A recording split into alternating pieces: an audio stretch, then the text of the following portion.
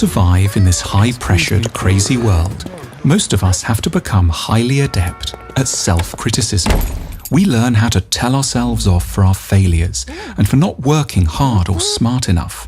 But so good are we at this that we're sometimes in danger of falling prey to an excessive version of self-criticism, what we might call self-flagellation, a rather dangerous state which just ushers in depression and underperformance. We might simply lose the will to get out of bed. For those moments, we need a corrective. We need to carve out time for an emotional state of which many of us are profoundly suspicious: self-compassion.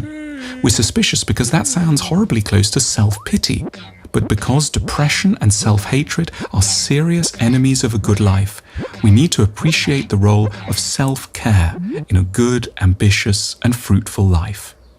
To this end, we can perform what we've called a self-compassion exercise, a structured meditation lasting 15 minutes or so. Lying in bed, or perhaps a bath, turn over a sequence of thoughts that interrupt and correct the flow of your worst self-accusations. For a time, adopt an entirely kindly perspective on your setbacks.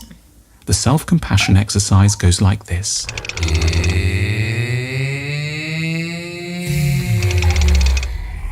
We're so in love with success, we fail to notice the scale of the challenges we routinely set ourselves. There is nothing remotely normal about what we've tried to achieve.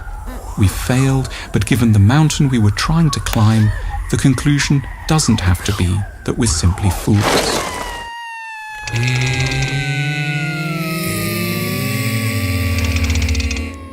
We have tricky family histories, we all do. There were things which happened to us at the hands of others which can help to explain some of our current troubles. We're not entirely sane or well, but none of us are. We weren't well set up to carry out certain tasks. It isn't wholly our fault in the here and now.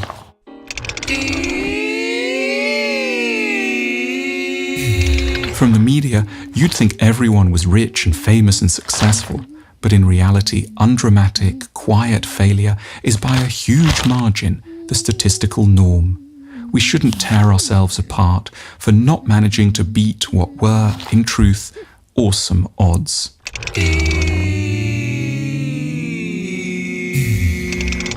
Tough, self-critical people don't allow themselves the indulgence of believing in luck. They take responsibility for everything. They think winners make their own luck. But they don't, for the most part. Luck is a genuine feature of existence. We're robbing ourselves of fair consolation by believing that we're entirely in control and therefore entirely to blame when we crash.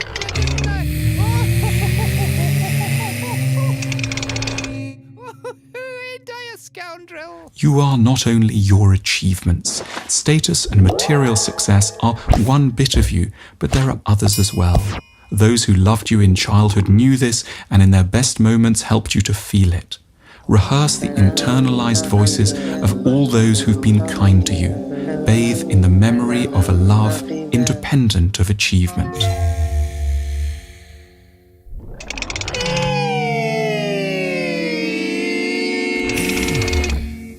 It seems it will never end. That's not the truth. It's just how a crisis feels. You need to reduce expectations to zero for a time. Take each new hour as it comes. And, without being banal, what you need most of all is some rest.